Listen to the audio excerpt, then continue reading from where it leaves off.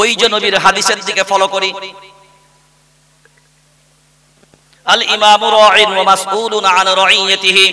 তারপরে নবী বললেন ওয়ার রাজুলু ফি আহলি বাইতিহি আন রাঈয়াতিহি। প্রত্যেকটা অভিভাবক, প্রত্যেকটা গার্জিয়ান, প্রত্যেকটা অভিভাবক তার অভিভাবকত্বের জন্য আমার রবের কাছে দায়ী হবে, জিজ্ঞাসিত হবে, বলো তোমার ছেলেকে কোন পথে চালালে, তোমার মেয়েকে কোন পথে চালালে। হে মুসলমান গার্জেন যারা হবেন, আব্বা মা পরিচয় দেন, একবার নয় হাজারবার বিবেক দিয়ে ভাবনা চিন্তা করে বলেন খালিদিনা ফিহা আবাদা লা ইয়াজিদুনা ওয়ালিয়্যান ওয়ালা নাসীরা। 22 নম্বর পারা 6 নম্বর সাফার ভিতরে আল্লাহ বলেন খালিদিনা ফিহা আবাদা লা ইয়াজিদুনা ওয়ালিয়্যান ওয়ালা নাসীরা। আমি আল্লাহ আমার অবিশ্বাসী হবে যারা, জাহান্নামে চিরস্থায়ী থাকবে তারা, অভিভাবকও পাবে না তারা, আর সাহায্যকারীও হবে না, পাবে না তারা। এখন বিবেক দিয়ে বলেন তারা কারা? যারা দুনিয়ার জমিনে এবার গার্জিয়ান সেজেছেন, ছেলেকে কোন পথে চালালেন, মেয়েকে কোন পথে চালালেন। আপনাকে কিয়ামতের ময়দানে যখন জিজ্ঞাসা করা হবে, কেউ বলবে আমার সন্তানকে আমি কোরআনের পথে দিয়েছি, কেউ বলবে আমার সন্তানের হাতে মোবাইল অ্যান্ড্রয়েড সেট দিয়ে দিয়েছি। হাইরে জাতি, যে বয়সে হাতে কলম উঠার কথা, সিলেট উঠার কথা, সেই বয়সে আজকে ছেলেদের হাতে কি? জোরে বলেন।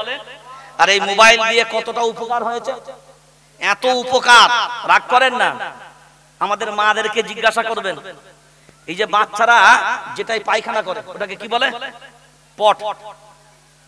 পট তো যেটার উপরে বসিয়ে পায়খানা করে, হ্যাঁ পটেতে পটি করা, তাই তো? বাচ্চাকে বসাচ্ছে পটে, বাচ্চা খেঁচে উঠে বসবে না তো, যে কেন কি হলো? বলে একটা কার্টুন চালাতে হবে। কথা বলেন না কেন?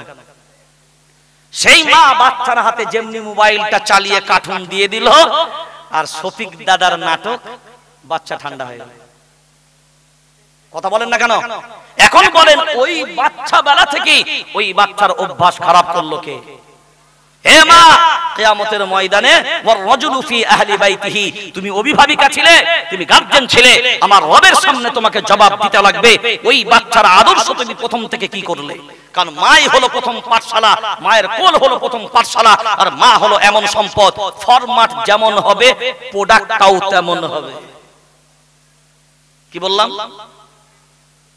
ফরম্যাট যেমন প্রোডাক্টটাও তেমন। হ্যাঁ, 10 টাকার প্রোডাক্ট যদি ফরম্যাট হয় 20 টাকার কয়েন বার হবে না। 5 টাকার যদি হয় 10 টাকা বার হবে না। মা হলো ফরম্যাট, মা যেমন ছেলে হবে।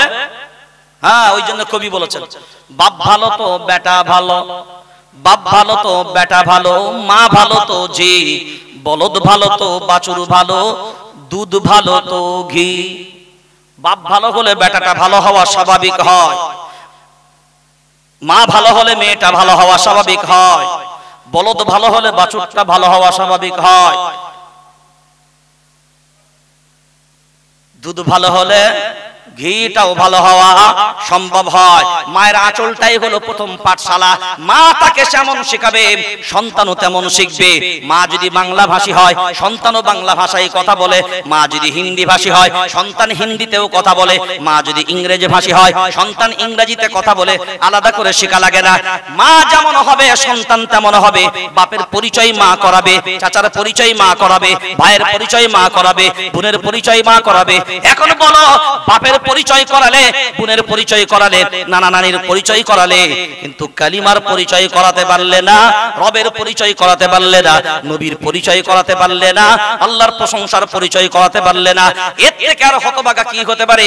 ওই জন্য কিয়ামতের ময়দানে এদেরকে জিজ্ঞাসিত করা হবে, বলো তোমার সন্তানকে কেমন ভাবে লালন পালন করেছিলে। এখন তাদের জন্য আল্লাহর কথা শুনে নেন, ইয়াউমা তুকাল্লাবু ফুজুহুহুম ফিন্নার ইয়াকুলুনা ইয়া ওয়াইলাতানা। খুব যদি ভাবনা চিন্তা করে আমরা আগিয়ে দেখি, কিয়ামতের ময়দানে এদেরকে যখন জাহান্নামের ভিতরে দেওয়া হবে, وقالوا ربنا إنا أطعنا سادتنا وكبراءنا فأضلونا السبيل ربنا آتهم ضعفين من العذاب والعنهم لعنا كبيرا এখন যখন কিয়ামতের ময়দানে সন্তানকে আল্লাহ বলবেন জাহান্নামে যা, মেয়েকে বলবে জাহান্নামে যা, মেয়ে বলবে কেন যাব, ছেলে বলবে কেন যাব, বলে বদ আমল করেছিস যাবি, কোরআন মানিস নি, কোরআন পড়িস নি, কোরআন বুঝিস নি, কোরআনের দিকে থাকিস নি, ওই জন্য যাবি। এরপরে মেয়ে আর ছেলের বক্তব্য হবে আল্লাহ ওয়াকালু রব্বানা ইন্না আতা'না সাদাতানা ওয়া কুবারানা, যে নেতা আমাকে ভুল পথে চালিয়েছে, যে গার্জেন আমাকে ভুল পথে চালিয়েছে, যে অভিভাবক আমাকে ভুল পথে চালিয়েছে, আল্লাহ আগে ওদেরকে দ্বিগুণ শাস্তি দাও, তারপরে আমাদেরকে এক গুণ দাও। বাপ পাকড়াও হবেন, মা পাকড়াও হবেন, বাঁচার কোনো অপশন নাই। যেমন গাড়ি কিনলে ড্রাইভার অ্যাক্সিডেন্ট করলেও কেস খাবে, হ্যাঁ বিয়ে মেলায় ঘুরলে কেস খাবে, কেস খাবে। বাপ আপনি খুব যদি ভালো করে দেখেন, রাগ করেন না, মুরব্বীরা এখানে অনেকেই আছে, এই যে মোবাইল আসার পরে মোবাইল আপনি কি পেলেন আর কি হারালেন। আগেকার যে শিক্ষিত মানুষ যারা ছিল আর এখনকার যারা শিক্ষিত হলো, যারা শিক্ষিত হচ্ছেন, মূল্যায়ন করবেন। আপনি বিবেক দিয়ে বলেন তো, এখনকার শিক্ষিত ছেলেদেরকে যদি বলে একটা দরখাস্ত লিখতো বাবা, কি গো কেন বলেন তো? যদি বলে একটা চিঠি লেখ, ও চিঠির হেডলাইন জানে না। শিক্ষিত হয়েছে, হেডলাইন বুঝে না, বানান ভুল হবে, কারণ ও তো কম্পিউটারে আর জেরক্সে উস্তাদ হয়েছে, হাতে লিখে লিখে নয়, মোবাইলে মেসেজে উস্তাদ হয়েছে, লিখে লিখে নয়। ও একটা বাক্য লিখবে, একটা শব্দ লিখলো, দেখা যাবে দুটো শব্দ জুড়ে দিয়ে বাক্যটা তৈরি হয়ে গেল, ওকে তো আর লিখতে হলো না। যার কারণে ও নিজে না লিখার কারণে, অথচ প্রবাদ বাক্যে কি আছে, লিখা পড়া বলা হয় না পড়ালেখা বলা হয়? জোরে বলেন, লেখাপড়া। এই যে লেখাপড়া কেন বলা হয়, কোনদিন মূল্যায়ন করেছেন, গবেষণা করেছেন যে কেন লেখাপড়াটাই বলা হয়? আমি আমার গবেষণা বলছি, কোরআন হাদিস থেকে বলছি তা নয়, আমার গবেষণা বলছে যে কেন লেখাপড়া, লেখা শব্দটা আগে কেন আসে। তাহলে আজকে বর্তমান সময়ে আমাদের লেখা, তাহলে আমরা বলছি লেখাপড়া, কিন্তু এখন লেখা নাই, পড়া আছে। যার কারণে লেখা না থাকার কারণে এখন বলেন কুরুল আছে বাঁট নাই, কাজে লাগবে? ব্যাড আছে ডাঁট না নাই, মারতে পারবে? কথা বলে না, হবে? তা লেখা পড়া, পড়া আছে, লেখা। ইন্না আউওয়ালা মা খালাকাল্লাহুল খালকা আল কলাম, আবু দাউদ শরীফের riwayaতের ভিতরে আছে, ইন্না আউওয়ালা মা খালাকাল্লাহুল খালকা আল কলাম। নবী বললেন, দুনিয়ায় আমার আল্লাহ প্রথম যেটা সৃষ্টি করলেন ওটা ছিল কলম। সুবহানাল্লাহ বলেন। আল্লাহ প্রথম বানিয়েছেন কি? হ্যাঁ, কিচ্ছু বানায়নি, প্রথম বানিয়েছেন কলম। দেখেন আল্লাহ প্রথম বানালেন কলম, কারণ কলম দ্বারা হবে লেখা, আর কলম কি আল্লাহ অর্ডার করলেন লেখ। তারপরে এবার আল্লাহ কোরআনুল কারীম যখন নাজিল করলেন, লেখা শব্দ আগে শুরু করলেন না, এবার আল্লাহ বললেন ইকরা, এবার পড়ো। আমি আল্লাহ কলম আগে বানিয়েছি, লেখার অর্ডার দিয়েছি, এবার আমি আল্লাহ পড়ার অর্ডার দেব। আমার গবেষণায় মনে হলো ওই যে আল্লাহ প্রথম কলম বানালেন লেখা, আর এই যে কোরআনুল কারীমের শুরুয়াতি আল্লাহ পড়ো, এই যে দুটো, তো আমার গবেষণায় মনে হলো ওইটা আল্লাহ প্রথম বানিয়েছিলেন, পড়াটা পরে। যার কারণে দুনিয়ার মানুষের অভ্যাসে দাঁড়িয়ে গেল লেখা আর পড়া। বুঝতে পারেন নাই? লেখা আর পড়া। আপনি ভাবেন শিক্ষিত হবে আপনার ভিতর থেকে, কিন্তু আস্তে আস্তে সমাজ থেকে আমরা অনেক জিনিস হারিয়ে ফেলছি, অনেক জিনিস হারিয়ে ফেলছি। বিনয়ের সাথে বলবো, কোরআনের সাথে সম্পর্ক যদি রাখতে পারেন, কোরআন ওয়ালারা যারা হতে পারবে, টেনশন আপনাকে নিতে হবে না। একেবারে অন্তিম সময়ের দিকে দাঁড়িয়ে আপনাকে শুধু একটা মেসেজ আপনাকে একটা দিতে চাই বর্তমান সময়ে। খুব বিনয়ের সাথে দেখেন, এটা মাদ্রাসা। আচ্ছা, আল্লাহর কোন সন্তান আছে? জোরে বলে। আল্লাহকে কেউ জন্ম দিয়েছে? তাহলে আল্লাহর কোন বংশ? জোরে বলেন। আল্লাহর কোন পরিবার? সবাই জোরে বলেন। কে বলেছে আপনাদের?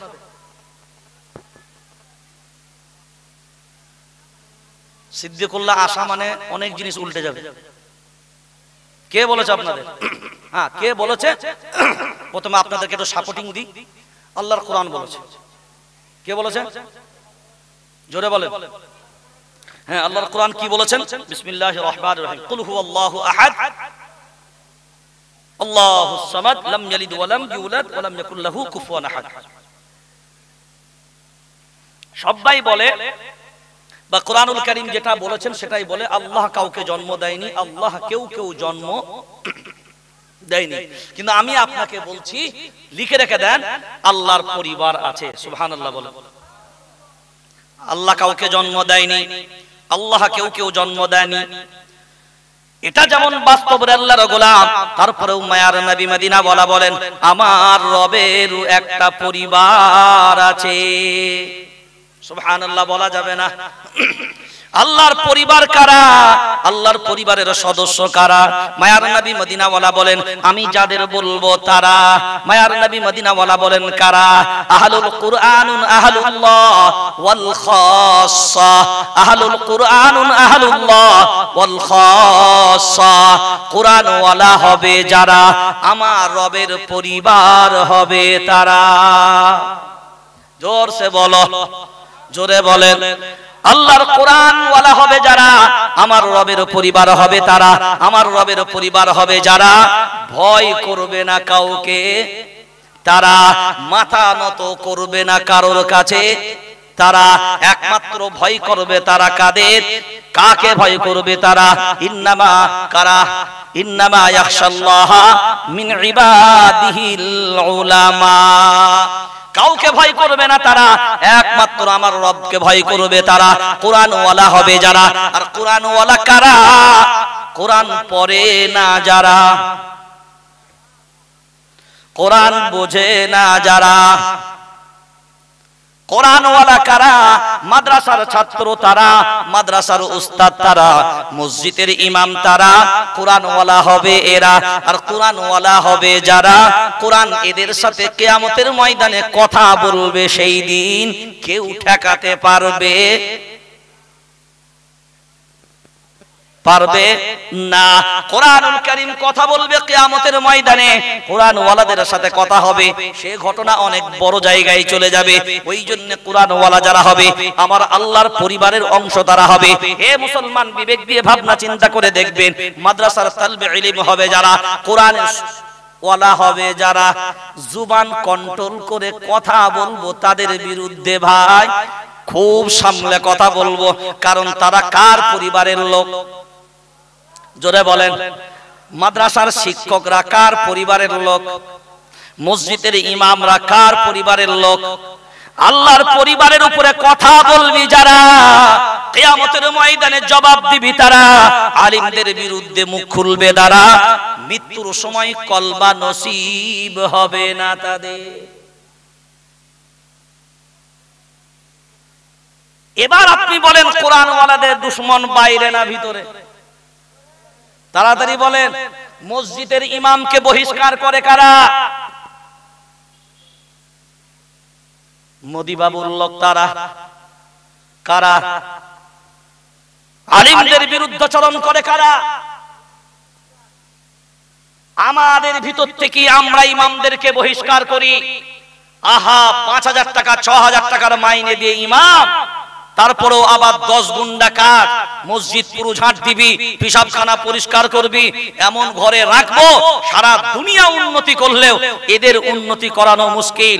এখন বিবেক দিয়ে ভাবনা চিন্তা করে বলেন, আপনার এক ওয়াক্ত নামাজের দায়িত্ব আপনার বিবি নেবে না, আপনার বাপ নেবে না, আপনার সন্তান নেবে না, আপনার পরিবার নেবে না, আর আপনার মসজিদের ইমাম প্রত্যেক দিন ৫ ওয়াক্ত নামাজের জিম্মাদারি নেয়।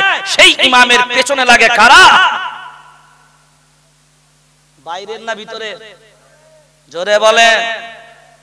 হাই হাই হাই, এর থেকে আর বড় আফসোস কি হবে? সেজন্য কোরআন ওয়ালারা কার পরিবারের লোক? তো প্রধানমন্ত্রীর পরিবারের লোক যদি হয়, কারণ আঙ্গুল তোলার সাহস হয়, তাহলে আমার রবের পরিবারের উপর আঙ্গুল তোলেন কারা? কথা বলেন। তাহলে আমার রবের পরিবার টিকে থাকুক চান কারা? হাত তুলবেন তারা।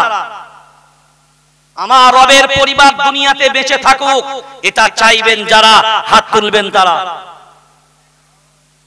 জোরসে বলো মাশাআল্লাহ। হাত নামান, আল্লাহ সকলের হাতকে কবুল করুক বলি আমিন। তো ভালোবাসা কি শুধু মুখ দিয়ে হবে? কথা বলেন। আরে কোরআনওয়ালা যারা হবে তারাই বুক ফুলিয়ে কথা বলবে, हम ओ ईटा नहीं, हम ओ ईटा नहीं जो दीवारों से टूट जाए, हम तो ओ पत्थर है जो पहाड़ों से भी टकरा जाए, फिर भी कोई पहाड़ नहीं जो हमें तोड़ सके। अरे इजराइल, अमेरिका, हिंदुस्तान तो क्या दुनिया में भी किसी माँ का लाल नहीं जो मुसलमान को दुनिया से मिटा सके। এই যে কোরআনওয়ালা যারা হবে এ শক্তি তাদের থাকবে। সেই জন্য কোরআনওয়ালাদের পরিবারকে টিকিয়ে রাখতে হবে আমাদের। এই দায়িত্ব কাদের? আমাদের। রাখবো ইনশাআল্লাহ। এই দায়িত্ব নিতে গেলে আমাদের মাদেরকেও নিতে হবে, আমাদের বাপজিদেরকেও নিতে হবে। কারণ কোরআনের তালিমের ব্যবস্থা এরা যদি না টিকিয়ে রাখে, আমি যেটুকু শুনলাম আপনাদের এখানে মহিলাদেরও একটা বক্তব্য চলে আলহামদুলিল্লাহ। মাদ্রাসা দীর্ঘদিনের মাদ্রাসা, কিন্তু নতুন করে মাদ্রাসা এখানকার কমিটি, যোগ্য কমিটি এবং উস্তাদদের অক্লান্ত পরিশ্রম ও মেহনত, তারা এত সুন্দর একটা বিল্ডিং খাড়া করেছে যার পিছনে অনেক মোটা অঙ্কের টাকা খরচ। এখন যদি এই আল্লাহর পরিবারকে আমরা টিকিয়ে রাখতে চাই, এদের অস্তিত্ব যদি দুনিয়ায় টিকে থাকুক এটা যদি আমরা চাই, আজকে ঘরে ঘরে মাদ্রাসার 70। আপনারা আসাম গেছেন? এখানে আসাম কেউ গেছেন? জানেন? এ বান্দা গেছেন মাশাআল্লাহ। আসামে আপনারা শুনেছেন মাদ্রাসা বুলডোজার দিয়ে ভেঙে ফেলা হয়েছে, খবরে শুনেছেন? এ বান্দা সচক্ষে দেখে এসেছে। আসামের মুসলমানদের ঘর বুলডোজার চালানো হয়েছে, এ বান্দা সচক্ষে দেখে এসেছে। কোরআনের তালিমের ব্যবস্থা থাকবে না, এটা ব্রিটিশদের যেমন 70 ব্রিটিশদের তৎকালীন তাদের চক্রান্তর প্ল্যান ছিল যে যখন ভারতবর্ষের জমিনে লড়াই করছে পরাজিত হচ্ছে না, তখন তাদের লন্ডনে একটা খাস মিটিং হলো। ওই মিটিং এর সিদ্ধান্ত হলো এদেরকে পরাজিত করতে পারা যাচ্ছে না কেন। ওরা তখন তালাশ করে দেখলো এদেরকে সহজে পরাজিত করা যাবে না, কারণ এদেরকে পরাজিত ততক্ষণ করা যাবে না মাদ্রাসা আর আলেমরা থাকবে যতদিন, পরাজিত হবে না এরা ততদিন। ওই জন্য 1857 সময় আপনারা জানেন 3 দিনের ভিতরে 4,05,000 মুসলিমকে ব্রিটিশরা শহীদ করে। তার মধ্যে 57,000-এর মতন শুধু উলামায়ে কেরাম ছিল। দিল্লির মাটি, শুধু দিল্লি শহরের মাটিতে 1,000-এর মতন মাদ্রাসা ভেঙে চুরমার করা হয়। সেই নীতি বর্তমান সময়ে এই জালিমরা শুরু করেছে। মাদ্রাসা থাকবে না, বুলডোজার চালিয়ে দাও। মাদ্রাসার তালিমি ব্যবস্থা থাকবে না, কারণ মাদ্রাসা থাকলে কোরআন ওয়ালারা থাকবে, আর কোরআন ওয়ালারা থাকলে কোন জালিমের সামনে মাথা নত করবে। এটা চক্রান্ত। সেই মাদ্রাসা আমরা বাঁচিয়ে রাখতে পারবো? কথা বলেন না কেন?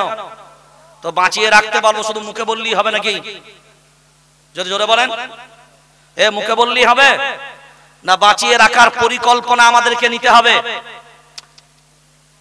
গঠনমূলক ভাবে সিদ্ধান্ত নিতে হবে। পারবো ইনশাআল্লাহ? আচ্ছা, জাহান্নামে যাবেন যারা, হাত তুলবেন তারা। এবার বলেন জান্নাতে যাবেন কারা? হাত তুলে দেখান তারা। জোরে হাত তুলেন। হাত দেখতে পাই না, হ্যাঁ হাত নামাবেন না, হাত তুলেন। এটা কোরআনের আয়াতে শুধু কয়েকটা বাক্য শুনে নেন, শোনাবো, হাত নামাবেন না। যতক্ষণ কোরআনটা শোনাবো হাত নামাবেন না। সত্যি আপনারা জান্নাতে যেতে চান? একটু জোরে বলেন। আমার একটু সন্দেহ আছে। না, আমার সন্দেহটা তাহলে কি হবে? দূর করবেন? করবেন। ইন্নাল্লাহা আশতারা মিনাল মুমিনিনা আনফুসাহুম ওয়া আমওয়ালাহুম বিআন্না লাহুমুল জান্নাহ। আল্লাহর কোরআন শুনিয়ে দিলেন আল্লাহর গোলাম, নিশ্চয়ই জান্নাতি তারা দুটো জিনিস আমার রবকে দেবে যারা। কয়টা জিনিস? জান্নাতি তারা, এ ওয়াদাকার আল্লাহ। ওই দুটো জিনিসের ভিতরে একটা হলো জান আর একটা হলো, জোরে বলে, আরো জোরে, মাল। এটা দেবে কারা? কথা বলে না। জান্নাতে যেতে চাইবে যারা মাল দেবে, জোরসে বলো মাল দেবে। এবার হাত নামান। আপনি বলবেন মাল দেব কি করে? জান লিবি তো জান দেব, মাল দেওয়া সম্ভব নয়। আর মাল যাদের পকেট থেকে বেরোবে না, বুঝে নিতে হবে মুনাফিক ছাড়া অন্য কেউ নয়। কারণ আল্লাহর পরিবারকে সাপোর্ট করবে তারা, আল্লাহর পরিবার বলে মানবে যারা,